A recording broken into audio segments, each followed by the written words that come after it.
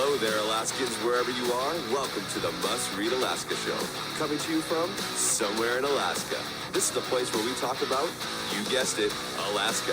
Where we keep the mainstream media on their toes and where we are standing up for what's right in a world run by leftists. You can find out more by heading over to mustreadalaska.com and also checking out the Must Read Alaska YouTube channel for some really great content. But first, let's get this party started. New numbers in. So welcome, everybody. Welcome to the Must Read Alaska Show, coming to you from somewhere in Alaska. And we've got some polling data to share with you today and some campaign observations for a couple of the different races. It's April 11th and the newsletter is out for the day, so check it out. I've also posted it on Facebook, so you can check us out at Must Read Alaska on Facebook. And our website is www.mustreadalaska.com. A big show today, John Quick. We were going to have a guest. We're going to talk about some legislative stuff, but my goodness, the scene has changed so quickly, and we're just not going to be able to get away with talking without talking about the congressional race and also the Anchorage election. So buckle up, everybody. And thank you to Charlie Pierce for governor for sponsoring our show today. We really, really appreciate the support from Charlie Pierce for governor. He's running with Edie Grunwald as his running mate. And thank you for taking the time, the effort, and the interest to sponsor the Must Read Alaska show here. But first, John Quick is my co-host, and John anchors the show on Wednesdays. He's with me here on Monday, but on Wednesday, you do it all by yourself, and then James Basin anchors the Friday podcast. But how's everything in Nikiski and Kenai? Things are going well. Thanks so much, Suzanne. John Quick here. And some of the scuttlebutt over the weekend is a kind of a news story that I know you've reached out to folks to try to find out if it's correct or not. But there was a flyer going out all over Facebook over the weekend from the Alaska Association of Basketball Coaches. Again, we're trying to confirm that this is actually a real flyer because it's quite the doozy. And the flyer says basically that if your kid is on a school field trip with us or like a sporting event with us, you know, the school goes to Kodiak to go play basketball in Kodiak or goes to Fairbanks to go play in Fairbanks, that if your kid gets sexually harassed, sexually assaulted while on the school sporting trip, you can't sue us. And I look at this flyer and I thought, man, whoever made this flyer forgot to have this pass the either common sense team or the legal team, because it basically looks like what I think they're trying to say is if your kid, you know, goes to a party while they're at the basketball game and gets sexually assaulted, God forbid, they can't come sue the school. But what it looks like is if any sexual assault happens, so if the sexual assault happens by the coaches or something like that, then you can't sue the school. And it's just that it's not a great look for whoever put this flyer out, which we think is the Association of Basketball Coaches in Alaska. Yeah, and I looked at it and I could not believe that this was a serious flyer, but it's been sent to me by 4 different people, and they're pretty appalled because on the face of it, it looks like if your child is out with us at an All-Stars game, you are signing a waiver that says you won't sue us if your child is raped. And so that's pretty broad. I mean, I'm pretty sure that any of the coaches that are involved in this association are already covered by certain rules, such as laws, for instance, that they can't get involved with their students. So they're covered by this, but the public is misunderstanding, I think, what this flyer says. And I believe they really need to take this back and put it through their legal team, because this is about the worst thing I've ever seen. It looks like you're just indemnifying them to, anything can happen to your kid and you can't sue us for anything. I'm not so sure I'd send my daughter on a field trip with any of these teams by signing this waiver. That's just me. Yeah, it looks a little sketchy. The other thing I noticed over the weekend, which somebody sent to me as well, I know a bunch of folks have sent us this flyer. A bunch of folks sent me this post by the governor, and he posted it 2 days ago, and he said this on his Facebook. He said, "Did you know simply saying no to sex is not enough in Alaska? Current Alaska state law requires force of threat or force of rape to be a crime." And he has a fix for this, Senate Bill 187. And I just think that probably the average person has no idea that that's actually the case, that simply saying no is not enough in the state of Alaska. So kudos to the governor or whoever is sponsoring this bill on the Senate side for trying to fix that, because I think that that's probably a well-needed bill. Probably is, and actually, when you come to think of it, you start thinking, you think, well, if you say no, no means no.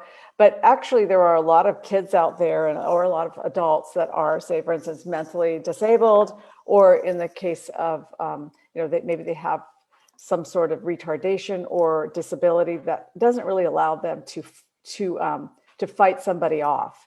And so, I'm going to take a closer look at that. And you guys can watch Must Read Alaska. We'll get a story out on that soon. But let's turn and talk about our big weekend of news in the Anchorage election. I just got the numbers in this morning, that the updated numbers for the ballots received, and it's 70,861. Now, on Friday, it was 62,695 ballots received out of the 235,882 sent out. Okay, so that was a 26% turnout. So this pushes it up to the 28% range. And it looks to me like the incumbents will continue to win here. There is a possibility that there are enough votes in Kathy Hensley's district that were rejected due to signatures, that those ballots can be repaired, and she may be able to get within striking distance of a recount in her district.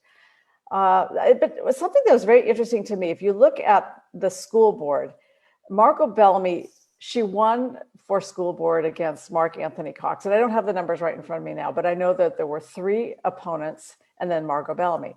If you look at the amount of votes that her opponents got versus her, she does not have a mandate. There were more people who voted against her than voted for her. So Margot Bellamy, who's the president of the Anchorage School Board, she has won her seat, but only because, once again, the conservatives and the others split the vote out, and they weren't able to muster enough support to overcome her.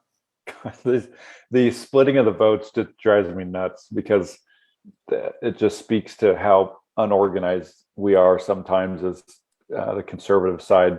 Democrats are smart. Not only did they kick our butts during this election, which I hate to say, but they did. They outsmarted us, probably out fundraised us, and they pretty much kicked our butts. They also planned ahead of time, just in case we won a seat. They planted another assembly seat down the road that they're going to pick up. And so what I would encourage folks that run again, we had some awesome candidates on the conservative side, just some of the salt of the earth, amazing people, successful, genuine, nice folks that would have done some good. Unfortunately, conservatives won't come to vote unless there is some catastrophic need out there. So if you're going to run again, put down the nice card and go to war, because that's the only way that conservatives are going to come out to vote, unfortunately. And I think that for folks that ran and lost, keep your head high, do it again. And, Thomas Edison, how many times, thousands of times before he was successful. But if you put your bootstraps back on, go to war instead of having, a friendly conversation with your opponent. It doesn't mean you have to badmouth your opponent. It just means that you have to entice conservatives to come out to vote, because unfortunately, they're just not going to naturally come out in the numbers that we need unless there's some sort of huge need out there. Yeah, that's true. And so we saw that, for instance, in the Stephanie Taylor versus Forrest Dunbar race, which was, Stephanie Taylor is the nicest person in the world, would not go negative on Forrest Dunbar. Well, if you're not going to go negative on him, then why are you even running? I mean, there's something really, really wrong with him, and it needs to be called out. I mean, the guy is an absolute, he's vicious, and he's kind of a mobster, quite honestly.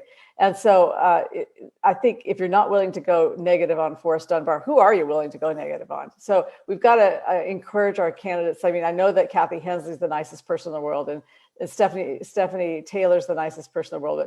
But, these are people that really do need to be taken out. Meg Zaletel needed to be taken out. Unfortunately, I believe that the recall election for her, which failed, again, liberals get out to vote, conservatives don't. that welded her voters to her, and that made it much more difficult for Kathy Hensley. But Kathy Hensley should take heart. Both she and Stephanie Taylor should take heart. There are other seats that they could qualify for. For instance, Hensley could run for House. So could Taylor run for House in her district. And both of them are now a little wiser and much more experienced at this campaigning. And I would encourage them to do that, actually. Yeah, it's they're both great candidates, great people, and I hope they continue to run. Those two candidates in particular, I think conservatives have gotten to know over the last several, 6 months. Kathy Hensley, folks have got to know over the last couple years now because she's ran a couple times for different things, and everybody that meets Kathy's impressed with her, and I think that that's an important, valuable asset. And she's very sharp. She runs her own real estate thing. And I hope she continues to, seek public office somewhere, whether it's at a volunteer on a board, maybe, or run again. I think that don't let this be a deterrent for not serving folks in a public manner. Yeah, and if you look at the numbers for the bond issues, I mean, the school bond issue failed. That shows a discontented public. That shows a public that knows that things aren't going well. But when it comes down to whether or not they're going to vote for another person, you've got to convince them. You've just got to come up with a convincing message that tells them that you are listening to them. So our voters almost always pass all the bonds. This time, 2 of the 7 failed, which is actually a very high number. It's not quite a quarter, but it's really high. So let's go on to the race for Congress, because that's where it gets really interesting, John. I really want to go over this. We did a poll over the weekend. Must Read Alaska contracted with Remington Research Group, which is out of Missouri. And we found out about this group during the Bronson campaign. They are owned by Axiom Strategies, who did the Bronson for mayor campaign. And they did polling back then. And so we reached out. We said, would you do a poll? Because we're hearing all this stuff about who's ahead for Congress. There's 48 people on the primary ballot. It's impossible to say where this situation stands, except we do know that Sarah Palin is the 900-pound gorilla in the room. Everybody knows that. That one is pretty clear. But beyond that, we really didn't know. It was all just conjecture and propaganda. I kind of thought that Nick Begich, who has been running since October, had a pretty good advantage from out of the gate, just because he's been working it so hard. But there's also Tara Sweeney, there's Josh Revak, and there is Al Gross. And Al Gross jumped in as well on at the end of, I think it was March 31st or April 1. And so Al Gross, he's got 146,000 people who voted for him once, and probably most of those people are still in the state. They'll vote for him again. We know Al Gross is a factor. And in fact, this poll, which was among 955 Alaskans in the Fairbanks and the South Central and the Juneau media market. So it's not just Anchorage, and that's easy to look at the poll results and say, well, Anchorage is Anchorage and obviously blue. But when they say Anchorage, they mean the media market in Anchorage. And it's a real poll. It is legitimate. It cost us money to do. And it was among 955 people who did phone call. It was phone call, text, and email. So a little bit of everything, but it's a pretty solid result. It shows very clearly that Sarah Palin is the one to beat. And that, I think, it surprised me to see the strength of her candidacy. Across the state, 31% said if they would vote for Sarah Palin today. And boy, that takes your breath away. And then Al Gross, 26%. Now, these are part of it is just name recognition, such high name recognition. Al Gross, having run just 2 years ago, having raised more money than any candidate in Alaska history, I believe, for Senate. He outraised Dan Sullivan significantly. And it was all outside money that came in, and with PACs and so forth, pushing his candidacy. So his name's pretty well known. He's the Bear Doctor guy, right? Yep.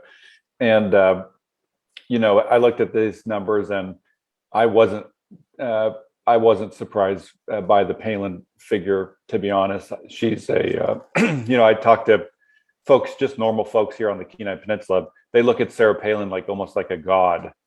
It's she's probably one of the biggest starstruck folks that live in Alaska that we have out. There's some reality TV show folks that, Alaska reality TV show folks that have their own TV show, but she is like held on a pedestal to a certain group of folks.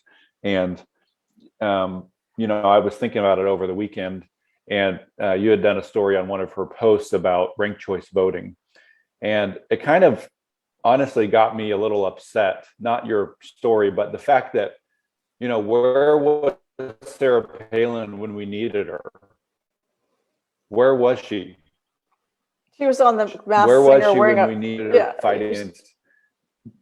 Yeah. Where was she when we were in the freaking trenches trying to fight ranked choice voting, and we needed somebody with some celebrity power to raise money for us because we only had $600,000 and the opposing team had 7 million. Right. Where were you to fight alongside of us, folks that voted in Alaska, to stop this ranked choice voted thing? Where were you? Now, you've done some great things for Alaska. Don't get me wrong. You've had literally a star-studded career. Donald Trump loves you. You've spoken to thousands of folks. You can show up anywhere in the United States and have a following. But where were you when Alaskans needed you the most these last 7 years? You were a no-show, and that's upsetting to me. Well, so Sarah Palin still is polling at, according to this poll, 31%. And so that's very interesting. Al Gross at 26%, Nick Begich at 21%, and then Chris Constant, who Assemblyman for Anchorage. That tells you a little bit about who the top four could be for going to our ranked choice voting in August. Now, the first ballot we're going to get will be in the mail on April 27th, and we have to have it in by June 11th, and it's mail-in only. There's no way that they could put together this many in-person elections in such a compressed period of time. So they decided to do the first one, mail-in only, and that ballot is a beast. If you look at it, we did a story last Friday, I think, on what the ballot looks like, and we showed you the sample ballot, 48 names on it. Good luck finding the one you want. It is just unbelievable. But everybody and their brother came out. As when Don Young died, people said, "Oh, I'm so sorry he died. Where do I sign up?" And there were an awful lot of people who signed up. Now Nick Begich wasn't one of those people. And quite honestly, Chris Constant also signed up before Don died. He signed up in early March. But Josh Revac, for instance, waited until the body was cold and then he signed up. And he's polling at 3%. And Tara Sweeney, who is his co-chair for the Alaskans for Don Young campaign, she's polling 2%. And then we said, okay, there were other candidates. Do you have any others? And so the other candidates not listed, they were polling 4%, and those would be people like Santa Claus and John Coghill and maybe Jeff Lowenfels, the candidates we didn't list because we couldn't. We just don't have that kind of money. So we're doing the best we can here. And then undecided, yeah, we can't do all 48. Nobody would ever stay with a poll like that. So it's fascinating to see. It really is interesting because Al Gross is raising money across the nation by actually with this fundraising pitch using Act Blue, which is for Democrats only. And he says that Palin has 42% and that he has 40% and 18% are undecided. Well, that's not true. We just ground truth that. So we know that he's lying. But anyway, this is Remington Research, which is a good company. They're rated by 538. They're rated by the New York Times. And we polled people between April 7th and 9th. And if you got one of our polls, thank you so much for taking part in it. But it was across the board with likely primary voters. Now, what's going to happen here is that likely primary voters are going to show up because those are our super voters.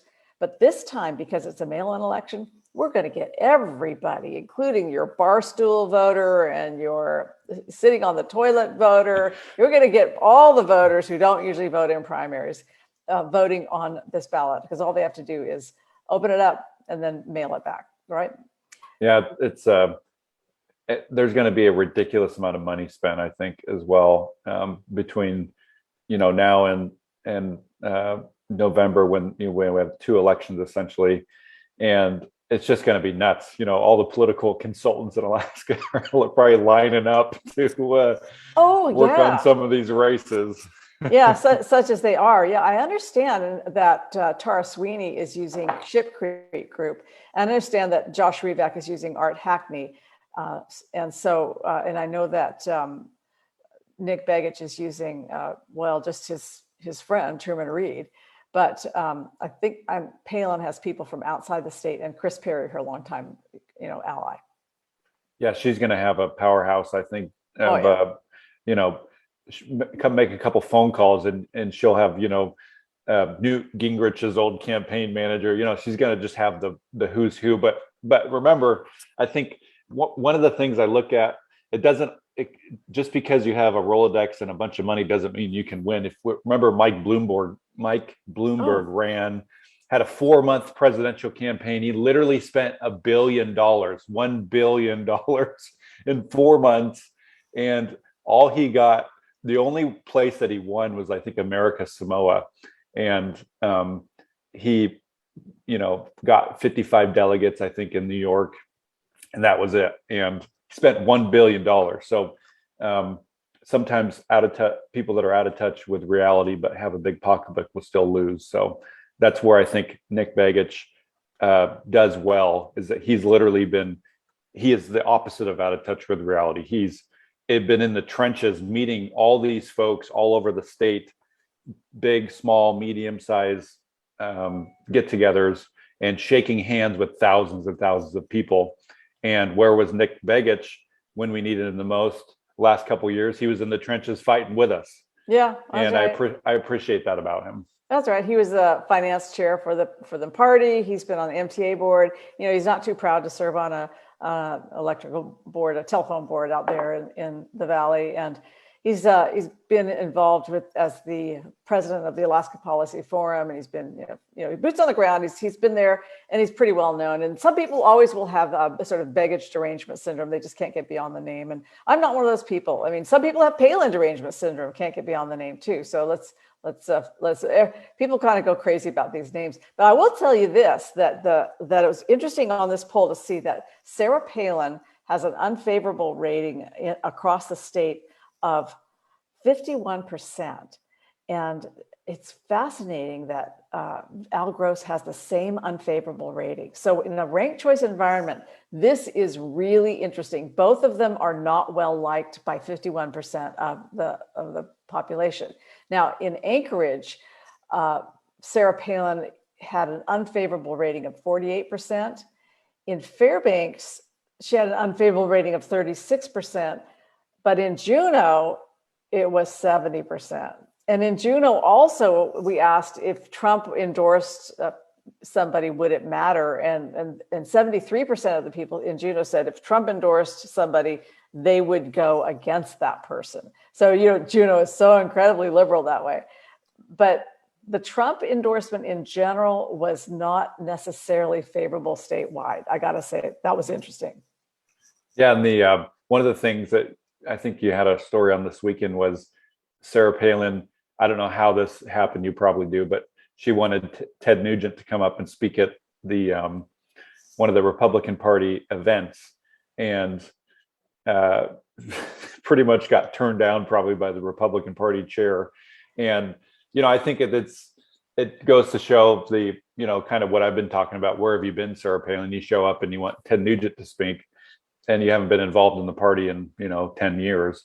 And I think she's trying to be helpful, and unfortunately it falls on deaf ears because you're working with folks that, whether we like the Republican Party right now or not, they're working. They've been working at it for years and years and years, and somebody shows up with a celebrity and expects to get what they want, and it just doesn't always equivalate to, she's used to getting everything she wants, and sometimes it's not going to work that way. Yeah, the thing with the Ted Nugent was weird. I mean, I guess it's again, she's been an enemy of the Republican Party, actually, because she says it's corrupt, and she's run on the Republican Party being corrupt. She's always been sort of the outsider running against the party. And quite honestly, there's a lot of really good people in the party. They work really hard to get conservatives elected, and they don't really appreciate being called corrupt. They're just grassroots people. and they aren't being paid. They're not getting millions of dollars. They don't have a $52 million net worth like she does. And they don't really appreciate being called corrupt. And then to show up at the last minute and says, I have Ted Nugent. Do you want me to bring him to your convention? Well, they've already got it scheduled. Maybe she suggested this 8 months ago, but they've been working hard on this convention. They can't just all of a sudden change for a rock star guy to come, and they couldn't even fit him in the Westmark, quite honestly. They'd have to go to the Carlson, and then that means that they would have to disinvite some of the guests they've already invited, such as the congressman from Florida who's coming up, and he's expecting he's going to be able to speak. Well, it's just like, treat people that way. So it just didn't work out for her, but she's got a lot of game in front of her. Let me tell you, we are 60 days away from the end of this election, this primary cycle, 60 days away, but we're only, 16 days from the ballot going in the mail. I mean, wow. Time is going fast. The ballot will be in the mail on the 27th. That is just no time at all. So before we go, I just want to mention that over the weekend, I saw some things on Facebook that were kind of neat. That Chris Constant and Mary Perlotta got the Women's March endorsement. But they're not having any events that I can see of for their campaigns for Congress, but they got the endorsement of the Women's March. This is the group that is the real hard leftist, anti-Trump. They're the ones who marched on Trump from day one. Day one, they started marching on Trump, and then never really stopped. The Women's March in Alaska is probably one of the most left-wing groups in the state. So Chris Constant can be happy that he got their endorsement. Tara Sweeney had a really great little fundraiser over at Hugh and Carol Ashlock's house. And lots of nice business leader people were there, and about 50 to 75 people showed up. And then on Tuesday, Josh Revak has a fundraiser, and I don't know where it is. He's not announcing where it is. You have to kind of ask him through an email where it is, I guess, private or something. But he's got some good names on his list of co-hosts, including, I think, Natasha von Imhoff, which is interesting. That's an endorsement that certainly can cut both ways. Yeah. And he's got Jim Jansen and Mel Gillis and Sheila Cernich, which I wish that he would have spelled her name right, but nevertheless, she's on his list. Also, we see, I'm just looking through the list, see if there are any names that we recognize. Art Hackney, who's his campaign manager, is on that list. So he will have his first fundraiser on Tuesday. And I put the post up on our Facebook page so people can go and see that. And if they want to go, they'll have to send him a note and ask him where it is, because he's not saying. But anyway, later on today, I just want to mention that we're going to have a story on the Biden administration cracking down on homemade guns, including guns that come from 3D printers. And he's got an executive order that he's announced today that he is going to actually try to prevent guns from getting on the street that don't have serial numbers. And this is a very interesting case because, of course, people in Ukraine wish they could have guns without serial numbers at this point. But these are called ghost guns, according to the administration. And he and Merrick Garland have decided that privately made firearms are going to be prohibited.